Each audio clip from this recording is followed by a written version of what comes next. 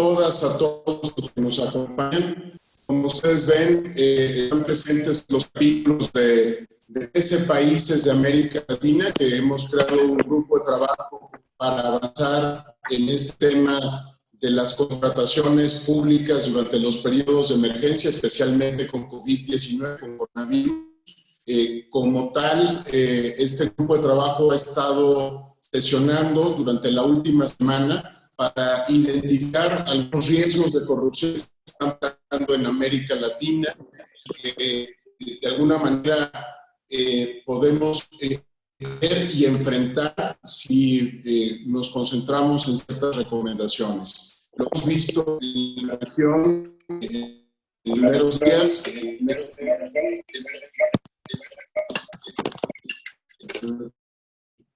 Es que hay ya las primeras señales de sobreprecios en algunas adquisiciones, compras que están dando sin respetar los protocolos de seguridad y otros temas.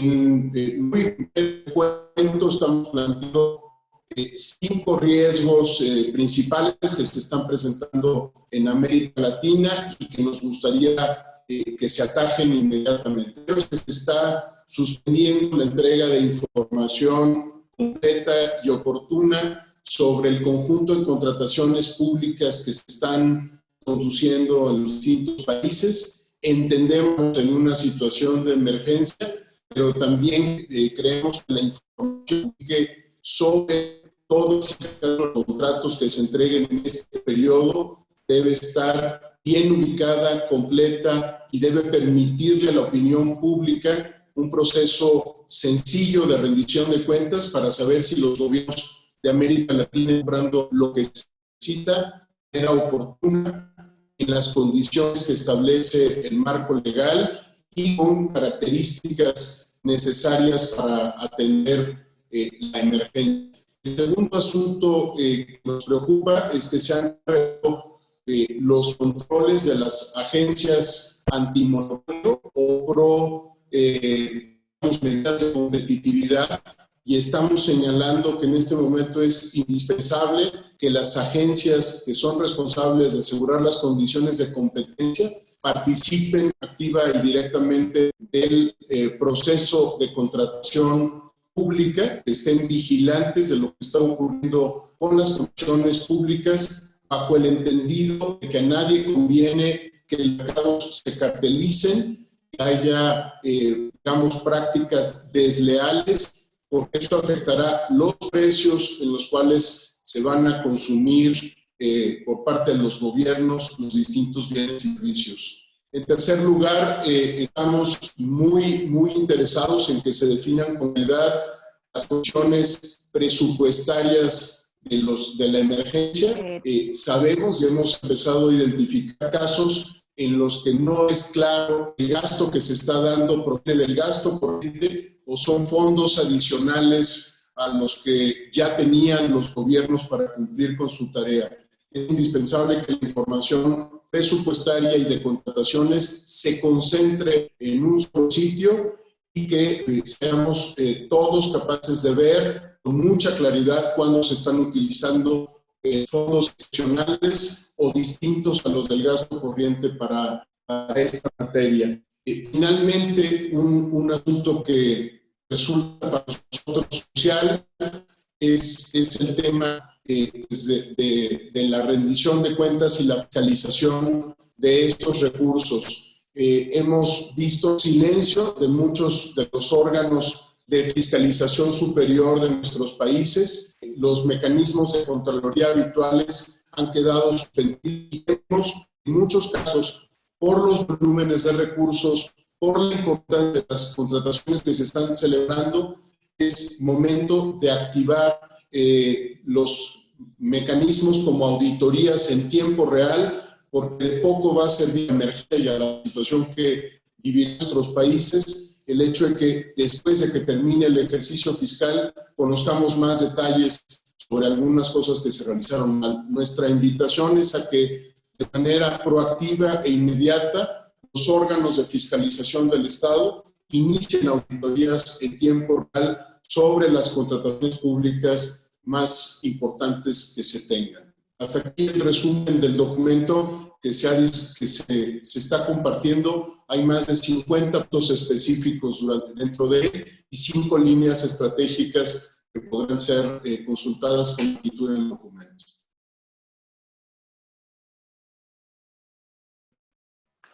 Gerardo, Olga, ¿pudieras comentar? Días a todos. Creo que el tema de la corrupción y el de entender que en momentos de emergencia, ya no ni siquiera nacional, sino global, como el que vivimos ahora mismo, podemos caer todos en la tentación de una dicotomía entre transparencia, rendición de cuentas, apertura, información, temas como el Estado de Derecho y los controles fiscales, versus la seguridad y la actividad en llevar el alivio. La experiencia mundial nos dice que es lo contrario, que momentos como este requieren todavía de mayor de concentración de la información. Creo que la descripción que ha hecho Eduardo es atinadísima, y creo que hay algunos ejemplos recientes de lo que pasa en los países y en los sistemas cuando en nombre de las emergencias o las urgencias nacionales se relajan los controles anticorrupción y no se busca la legalidad en la proveeduría del Estado. Un ejemplo muy reciente que el mundo vivió y vio de cerca fue la epidemia de Ebola en África, que costó enorme cantidad de vidas y que los análisis posteriores demuestran que los procesos, al haber relajado procesos que ya de por sí no estaban muy institucionalizados, la corrupción y el desvío de los recursos costó aún mayor cantidad de vidas. Lo que queremos evitar es que en nuestros países en América Latina hagamos una repetición de algo que solamente tiene 4 años de haber pasado en otras regiones. Por supuesto que el tema es global, no solamente regional para América Latina, pero es importante que todos planteemos que en este momento lo que más necesitamos es integridad, información, transparencia, apertura. Las recomendaciones, las 5 líneas de estrategias que establece el documento, nos ponen en un lugar donde además debemos tener claro que hay consecuencias importantes a no tener una estrategia nacional para poder contener lo que naturalmente ocurre en estas circunstancias, que es oportunismo, que es colusión, que es un rompimiento de las estructuras normales. Y creo que las dos consecuencias que no podemos dejar de mirar es, uno, si estos recursos se utilizan mal en este momento, va a costar vidas, va a impedir y va a que las atenciones médicas no sean las que deben ser, y dos, puede promover esa criminalidad que implica la corrupción y que hoy día sabemos que es una grave afectación a los derechos humanos, más en una circunstancia como esta. Gracias.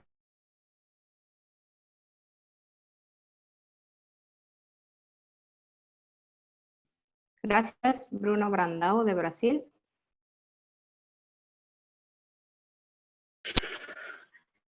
Buenas tardes a todas y todos, o buenos días a los que están a oeste.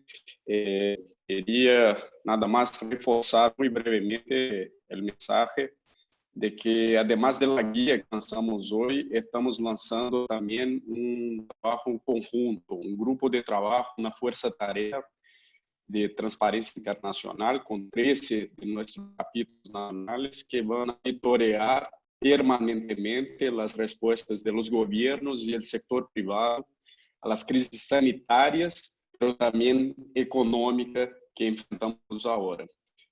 Además de identificar casos de mala utilización de recursos de emergencia y de corrupción, presentaremos también recomendaciones técnicas para prevención de estos riesgos. En ese primer momento, estamos enfocando en las contrataciones públicas. De emergencia, pues hay los riesgos más inmediatos de corrupción y mala utilización en los procesos. También ya tenemos la atención en otras áreas críticas. La primera, la preservación del acceso a la información pública en el contexto de desorganización del Estado en ese momento de crisis. La segunda o tercera, a primera, las contrataciones públicas de emergencia, la segunda, preservación de acceso a la información pública y tercera, la captura, los riesgos de captura del Estado en los programas de estímulos económicos, en las políticas fiscales expansionistas de respuesta a la grave crisis económica. Más quería información nueva que acabamos de levantar y vamos a publicar algo con respecto a esto en la próxima semana. Ya levantamos informaciones sobre casos en países de nuestra región ya cambiando las condiciones de acceso a la información pública, haciendo ajustes de acceso a la información. Ya hay procesos en ese sentido, por lo menos en Argentina, Brasil, Chile, Ecuador, El Salvador, México y Perú. Sabemos que muchos de esos cambios son necesarios, muchos no son cambios con malas intenciones, pero sí hay riesgos en esos procesos. Entonces, estaremos muy atentos a todas esas respuestas, esos procesos del sector público y privado, y pueden contar con nosotros, con esa fuerza-tarea, ese grupo de trabajo, ustedes periodistas. Nosotros vamos a proveer información de esos casos permanentemente a los periodistas latinoamericanos. Y también queremos contar mucho con ustedes como aliados en nuestra misión para prevenir la mala utilización de recursos públicos tan necesarios en ese momento de grave crisis de salud y económica. Muchas gracias y vuelvo la palabra a nuestra moderadora.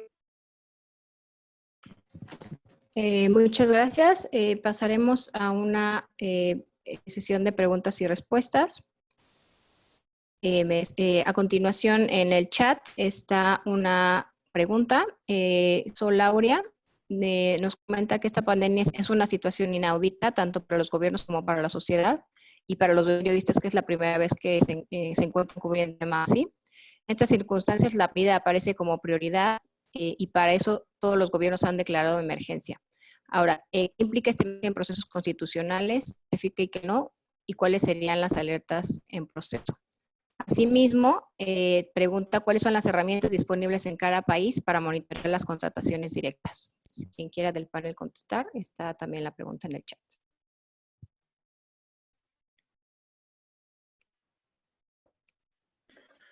Bueno, gracias Sol por tu pregunta. Respecto a la primera, los estados de excepción constitucional de ninguna forma pueden afectar la vigencia de los derechos humanos. Los estados de excepción constitucional son regulados, los poderes del Estado deben seguir funcionando, tanto a libertad de expresión y rol de la prensa, y así lo hemos pedido y el gobierno así lo ha tomado, debe ser considerado un servicio esencial, es decir, al igual que el personal de salud, al igual que la cadena de abastecimientos, el rol de la prensa debe ser considerado un servicio esencial.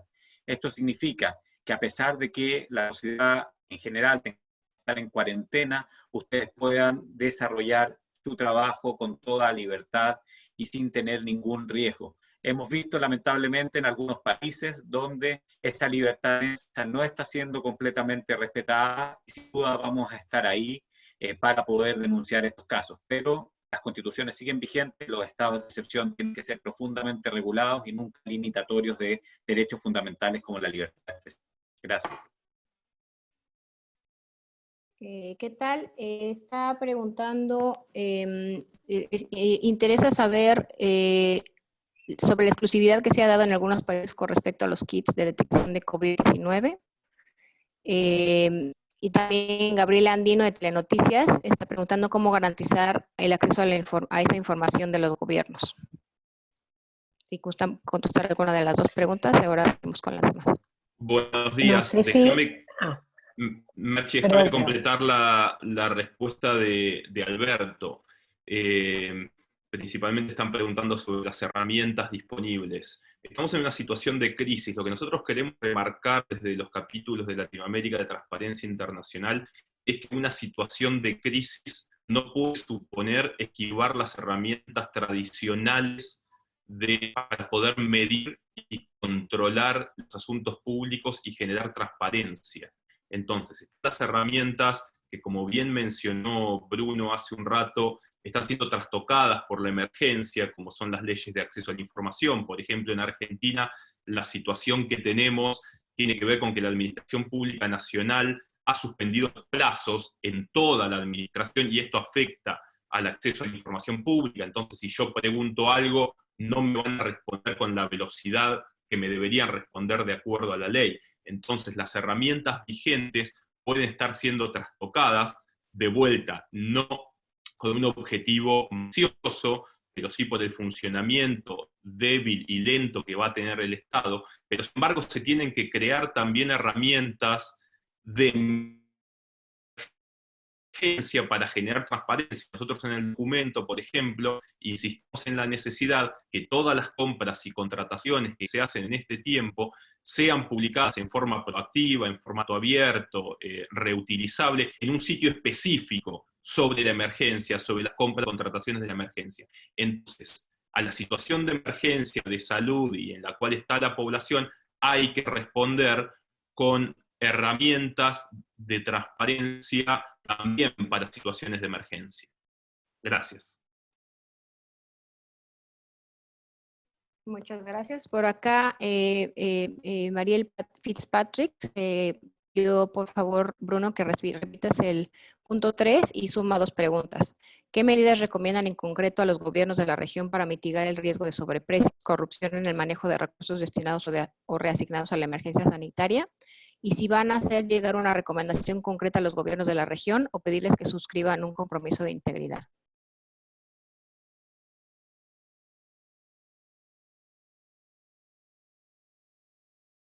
Gracias por la pregunta. Voy a tratar de aclarar. Pido perdón también por el portuñol. Quizá, además de la mala conexión de Internet, también tenemos un problema, una dificultad lingüística. Voy a intentar hablar quizá más claro, más despacio. El punto 3 que mencionaba como punto de atención de grande riesgo de corrupción es quizá el más grave, con los impactos más mayor escala, que es la respuesta económica de los países, de los gobiernos a la situación actual. O sea, los paquetes de estímulos económicos, una política fiscal expansiva.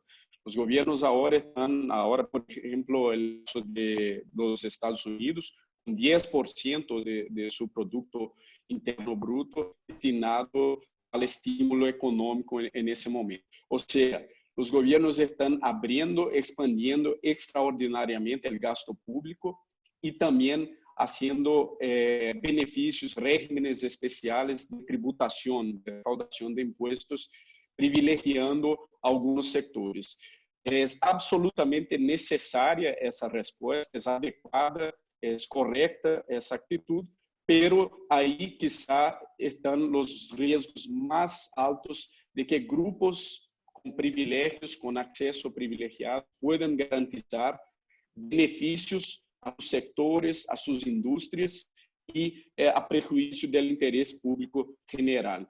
Entonces, es un momento de extrema importancia la transparencia en los procesos de decisión, de planeación de estos estímulos económicos y garantizar que haya contrapartidas, condiciones para los sectores, las industrias que recibirán esos beneficios. Obviamente estamos hablando prioritariamente de las inversiones al sector privado. Los estímulos a transferencia directa tienen sus propios riesgos.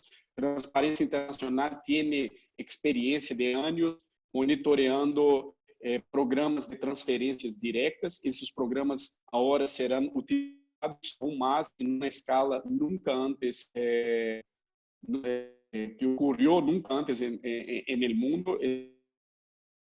Directa tiene sus propios riesgos de manipulación para intereses políticos y grupos privilegiados. Pero prioritariamente las políticas de expansión para beneficio a los grupos económicos tiene que ser observado con mucha atención por la sociedad civil, por los periodistas, una prensa libre y por el mismo mercado, ¿no? Que la información sea disponible para todos los sectores para que puedan controlarse ellos mismos. Gracias. Y Marielo C. Pregunta, ¿qué riesgos han identificado en El Salvador para el uso transparente y eficaz de los recursos públicos para atender la crisis de salud por el coronavirus? ¿Hay señales de corrupción?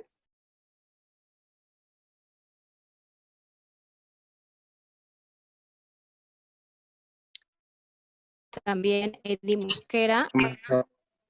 Adelante, Roberto.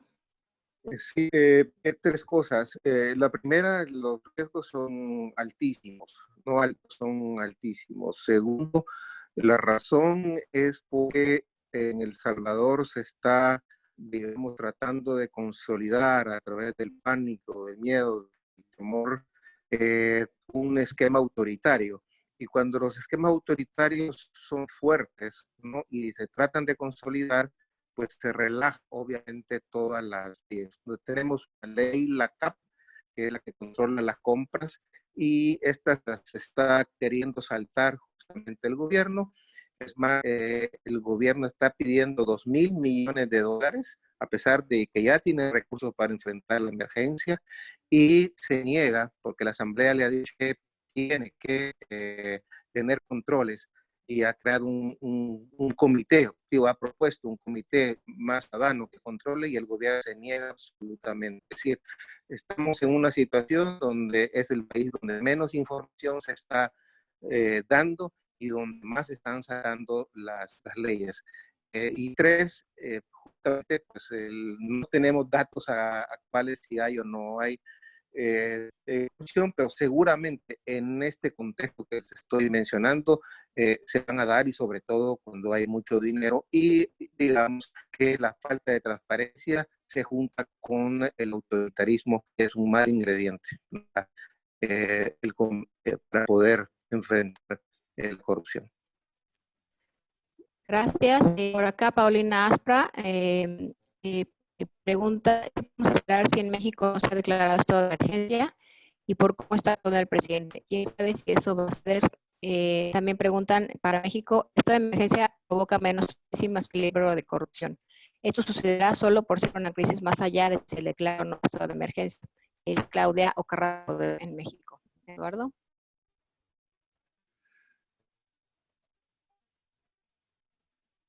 Muchas gracias, Claudia. En México lo que está activo es el plan DN3, no es un estado de excepción, y lo que entró en este momento es la fase 2 con la pandemia.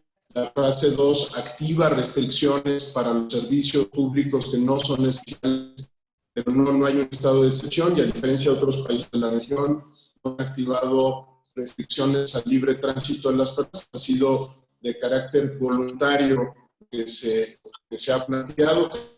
Las personas que así deciden por invitación de las autoridades pueden dejar de existir otras comerciales y otros de abasto con otros países. Sobre el tema de las limitaciones, de las preocupaciones que en este momento tenemos en México y en otros países es sobre el texto de la emergencia, las áreas responsables de compartir información para la toma de decisiones no lo están haciendo con completa pulcritud. ¿A qué me refiero? Tenemos las ruedas de prensa en las mañanas, las presentaciones que se hacen desde Palacio Nacional con el Ejecutivo y los funcionarios del gobierno federal, pero no están compartiendo los documentos completos, las bases de datos sobre los distintos temas.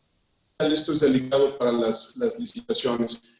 México es una federación, las licitaciones que se están identificando en Compranet como vinculadas a la atención de la emergencia son algunas, no es claro cuáles son todas las que están vinculadas con la emergencia, y tampoco hay un sitio donde se rinda cuentas por todas las operaciones que se están realizando este momento. Prevemos que en las próximas semanas, dado que es una fase más aguda, habrá nuevas adquisiciones, nuevas compras y confiamos, vamos a establecer comunicación con las autoridades para que la información necesaria para estos productos de adquisición se dé de manera ejemplar. En muchos casos se pueden ver por licitaciones, no tienen que ser aplicaciones directas, hay condiciones para operar las licitaciones a través de la plataforma Compranet y creemos que, digamos, no en todos los casos se justifica una adjudicación directa, no todos los bienes y servicios se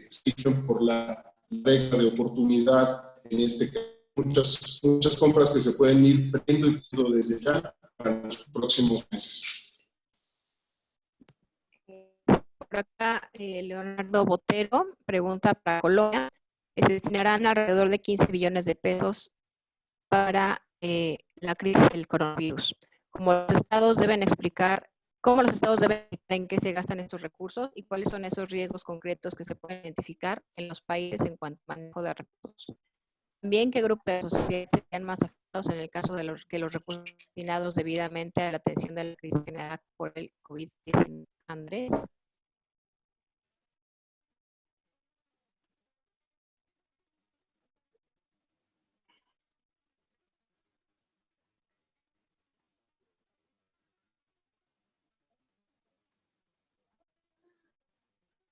También María pregunta a Panamá, el presidente está administrando la crisis con decretos y no se ha declarado el estado de emergencia constitucional. Explicarle a las razones de su medida para justificar la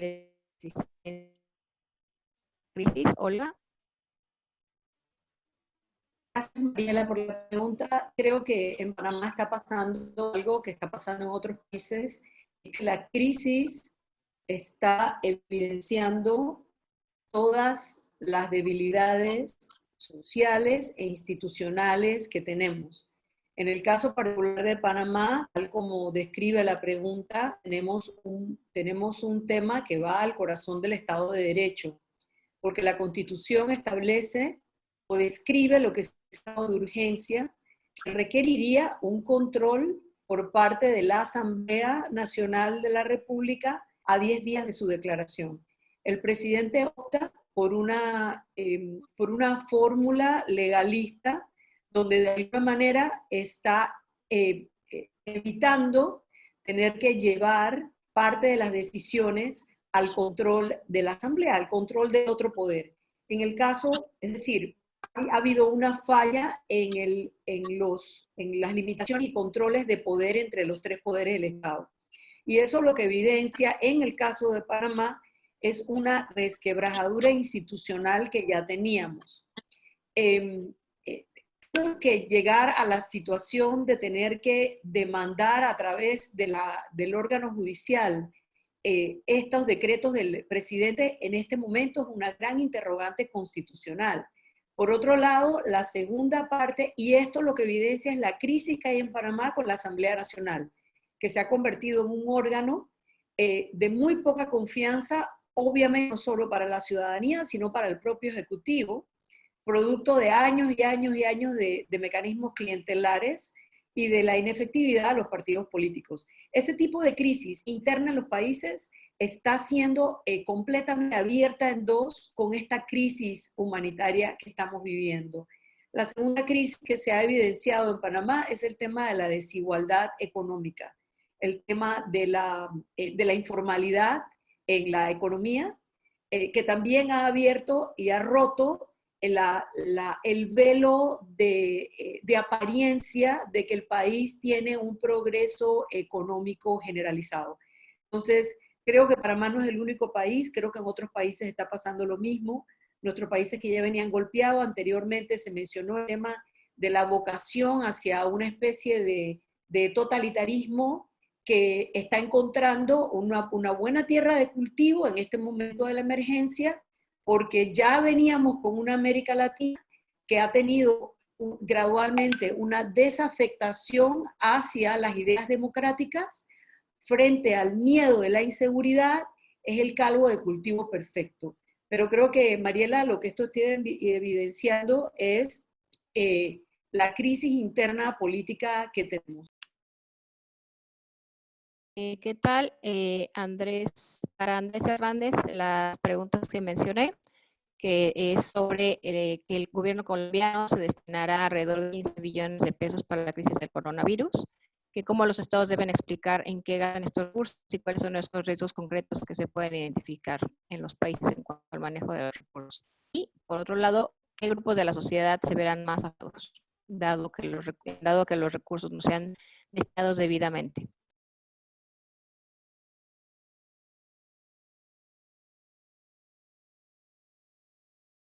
Gracias, muy buenos días. Muchas gracias por las preguntas.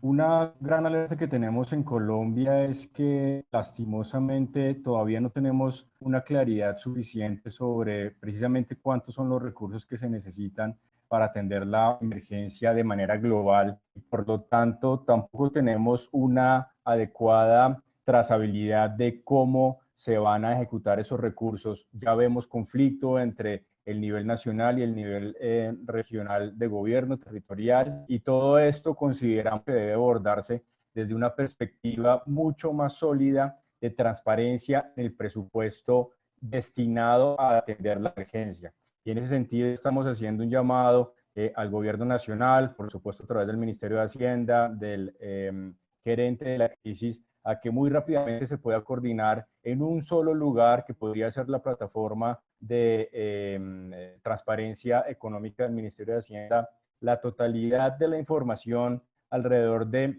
los presupuestos, las afectaciones a distintas fuentes de recursos, quiénes son los responsables de ejecución y cómo se está dando este gasto.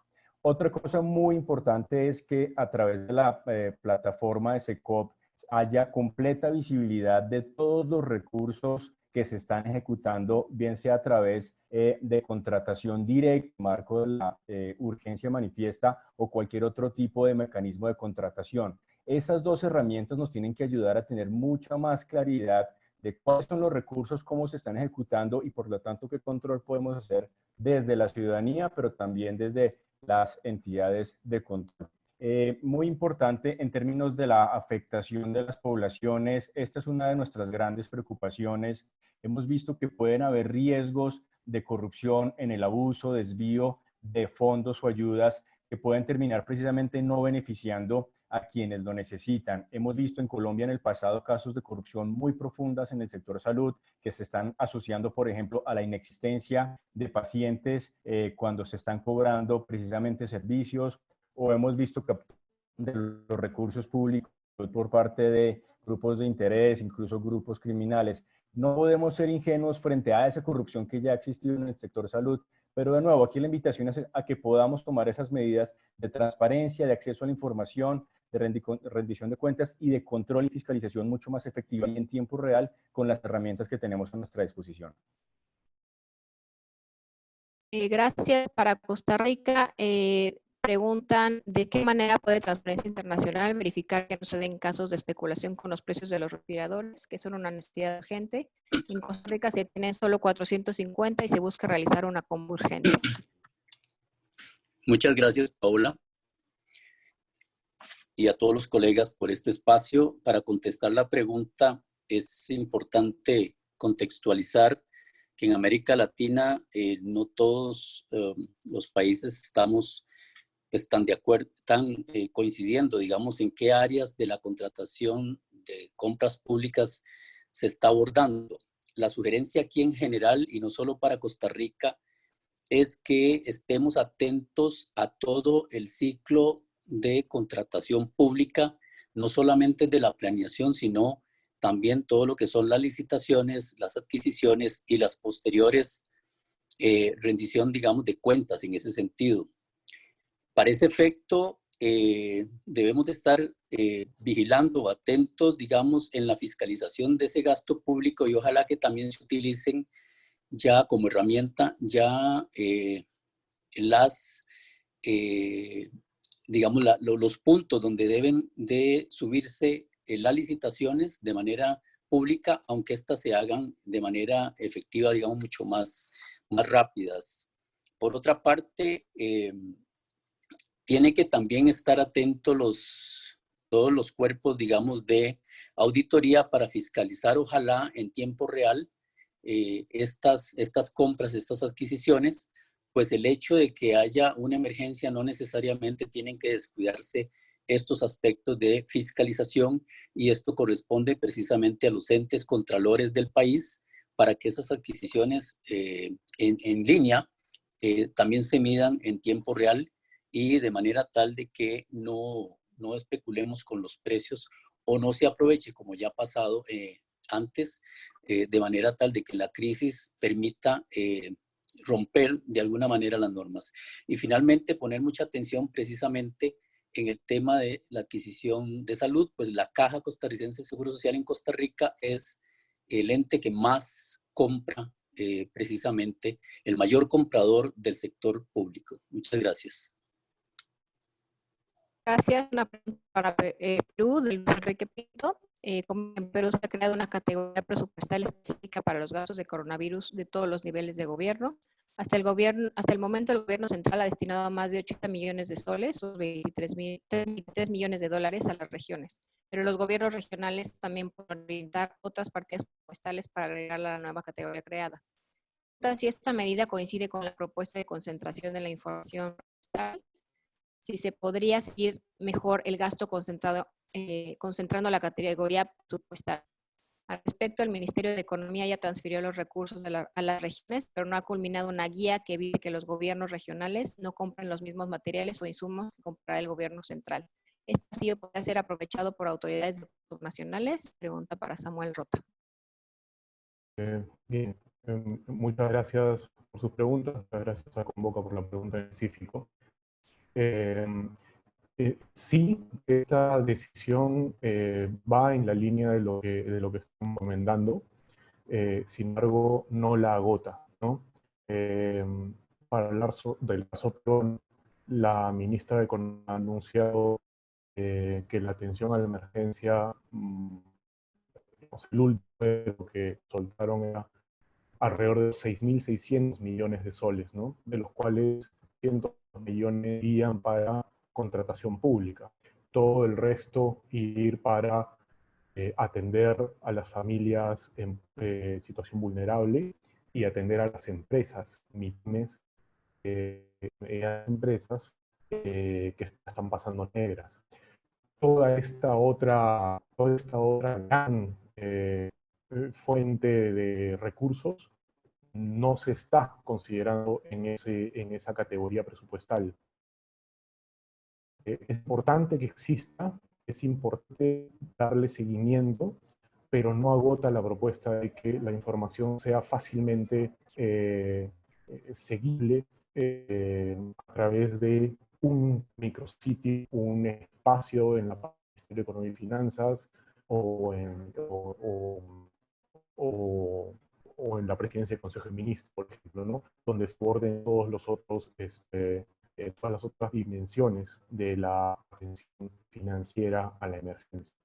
Y quería aprovechar para responder también a otra pregunta que se había mencionado sobre si se va a entregar propuestas a los gobiernos.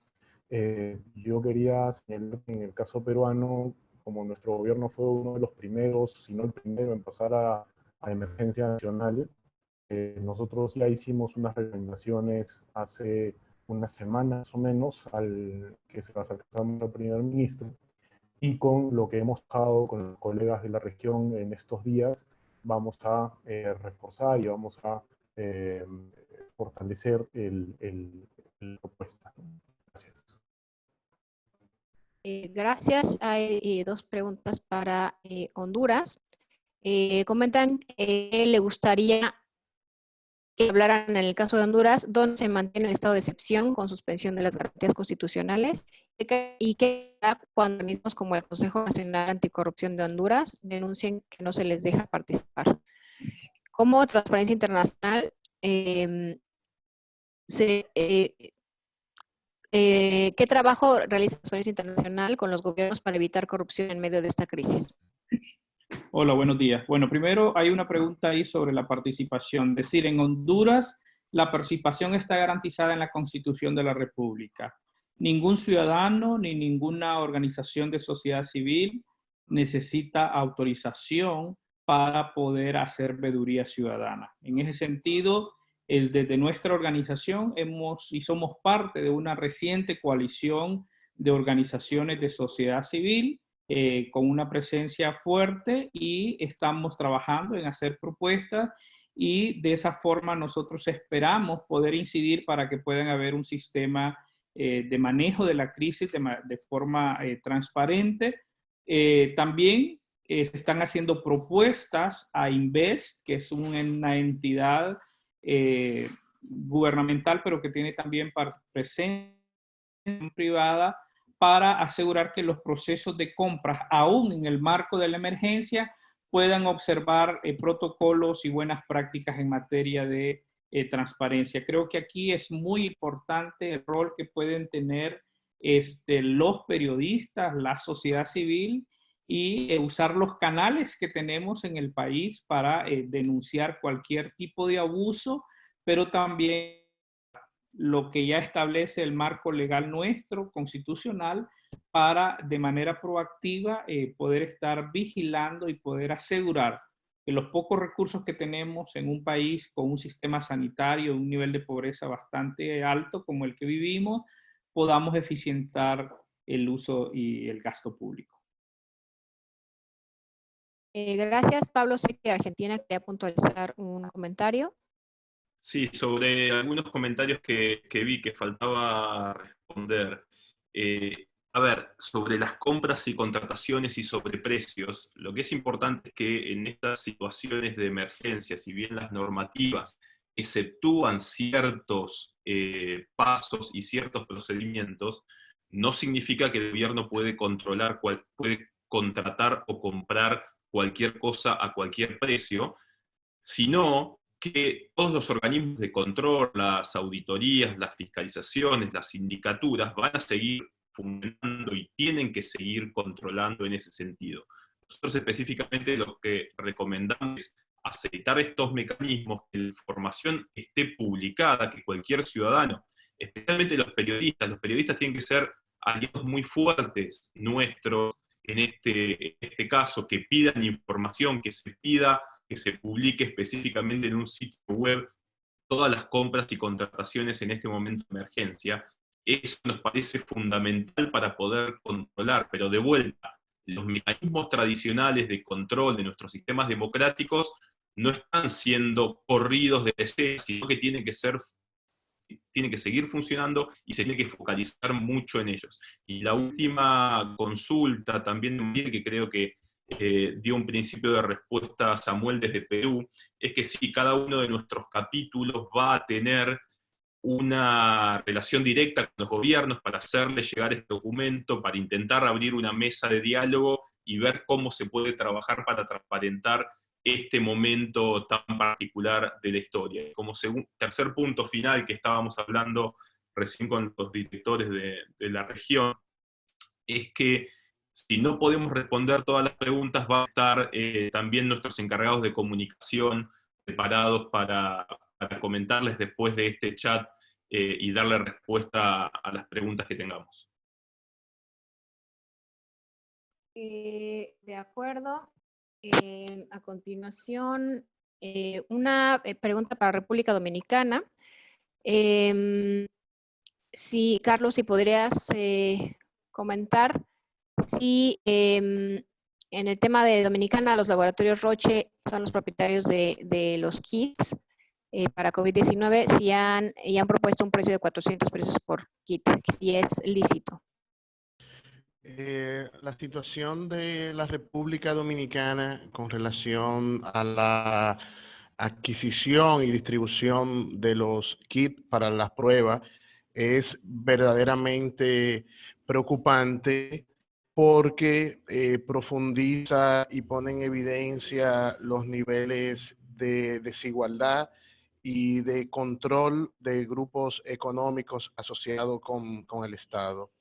En una situación de interés general que afecta a toda la colectividad, es muy lamentable que un laboratorio en específico tenga la exclusividad de las pruebas del COVID-19 y sobre todo que el precio para la realización de la misma ronda en unos 4.500 pesos, que no hay duda que es excesivo, que es muy costoso para la mayoría de la población. En ese sentido, se debe evitar generar monopolios alrededor de las licencias vinculadas a los productos farmacéuticos y de manera muy especial vinculado a este tema de las pruebas. Por eso, los capítulos de transparencia de la región están planteando un conjunto de recomendaciones que permitan la democratización del acceso a las pruebas y que el Estado, como ente garante y regulador, pues adopte políticas y normas que garanticen que la población pueda tener acceso con niveles de gratuidad de las pruebas que sean necesarias. Y por eso es importante en el caso de la República Dominicana que el Estado pueda establecer de manera muy clara cuáles son las razones por las que solamente 2 laboratorios en el país están haciendo las pruebas, por qué las pruebas son tan costosas y por qué cada día los dominicanos y las dominicanas tenemos más información y más denuncia de que personas de escasos recursos se le va haciendo difícil hacer las pruebas, o que solamente se hacen las pruebas cuando están ya los síntomas e indicios muy visibles de estar pues infectado por el COVID-19.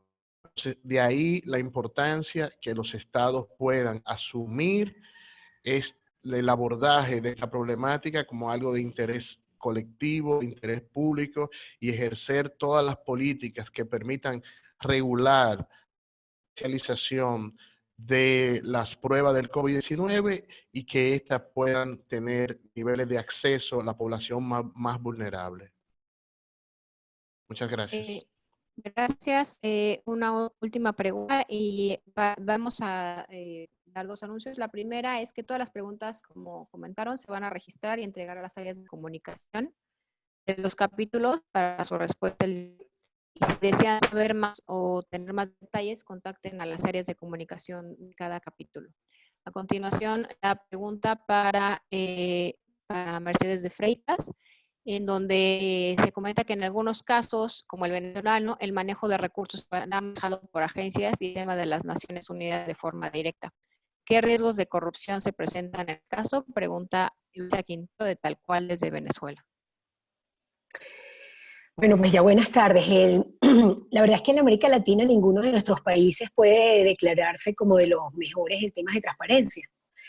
Por eso es que hace falta en este momento un esfuerzo extraordinario, no solamente para atender las necesidades inmediatas de esta tragedia mundial, sino para que cada uno de esos recursos, de los bolívares, pesos, dólares, puedan llegar al que más lo necesita. En Venezuela tenemos mucho tiempo ya con la crisis. Esto es una crisis que se monta sobre una crisis, y tenemos una debilidad estructural que, por supuesto, todo periodista de Venezuela conoce en profundidad, porque además somos víctimas, los periodistas son víctimas de ello, y a la falta entonces de agua, a la falta de luz, a la falta de alimentos, a la falta de seguridad, se suma ahora esta necesidad urgente de mayor regulación, de mayor transparencia.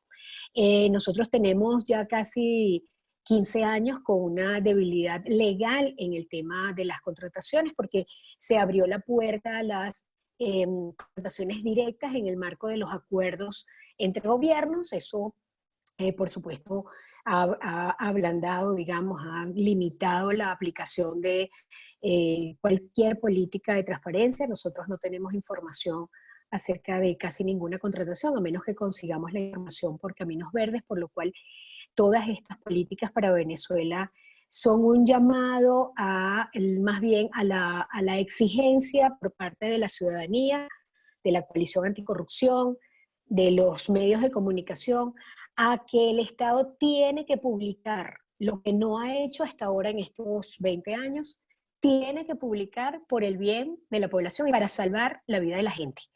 Si bien la crisis siempre, de los últimos, además, particularmente 6 años, ha sido brutal en el impacto de la corrupción en la vida de la gente y en los derechos humanos, ahora será más afectada. Nosotros desde el capítulo aprendemos cada día de las urgencias y necesidades que tiene el resto de los capítulos de Transparencia Internacional en el mundo y en particular de América Latina. En Venezuela tenemos que hacer esfuerzos distintos y apremiantes. Y en ese sentido creo que una posibilidad es tener información de los primeros países que son los que importan, que son los que producen, que son los que le venden al gobierno de Venezuela o a las empresas que aún se mantienen en Venezuela. Entonces, si no podemos tener información oficial, como hemos visto en los últimos años, sí pudiéramos pedir el apoyo del resto de los capítulos, pero también del resto de los gobiernos y del resto de la estructura social del mundo, para tener acceso a la información de cómo se realizan las compras desde Venezuela, de cuánto se envían, a qué precios se envían y a quién puede llegar. El apoyo de la ayuda humanitaria hasta ahora no ha tenido grandes sistemas de transparencia, de hecho hay poca información, entre ellos por los dilemas que planteaba Susana Rafali, experta en ayuda humanitaria, muy respetada y querida en Venezuela. Es que en Venezuela el gran dilema es si exigimos transparencia o permanecemos, las organizaciones que dan ayuda humanitaria, que manejan recursos de la cooperación internacional, se mantienen para que el gobierno no sienta que es una amenaza y por el otro lado para que las víctimas no se sientan afectadas o sientan represalias por haber aceptado ayuda humanitaria internacional.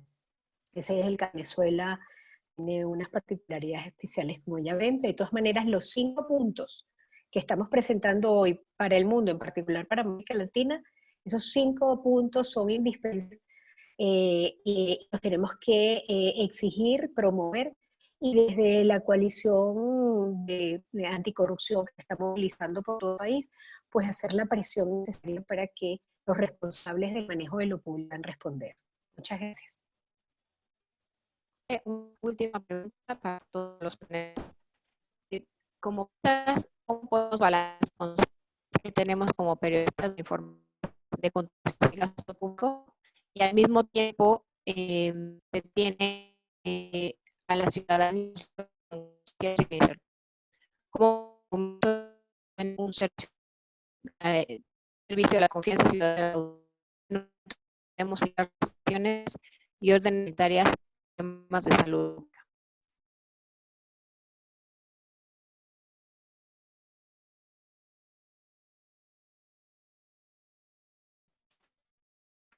El panel gusta responderla, está en el chat panelistas. La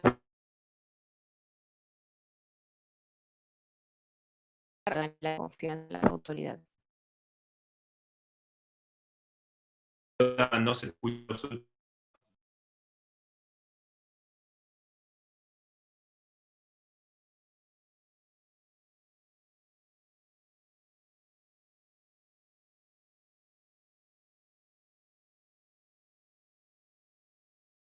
Hola, pregunta, creo que hay que leerla de nuevo, que no escuchó preguntas, se escuchó muy entrecortada. De acuerdo. ¿Cómo balancear como periodistas y mantener la ciudadana en autoridad?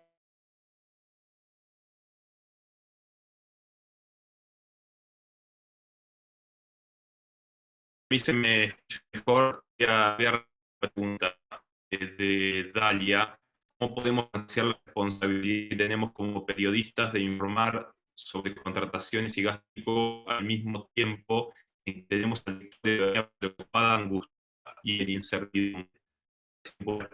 Pregunta.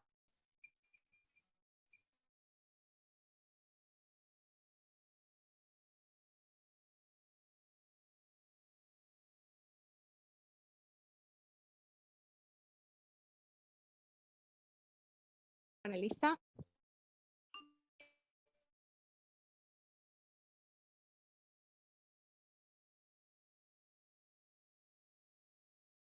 sé si Olga de Obadía quería participar en esta respuesta. Hola.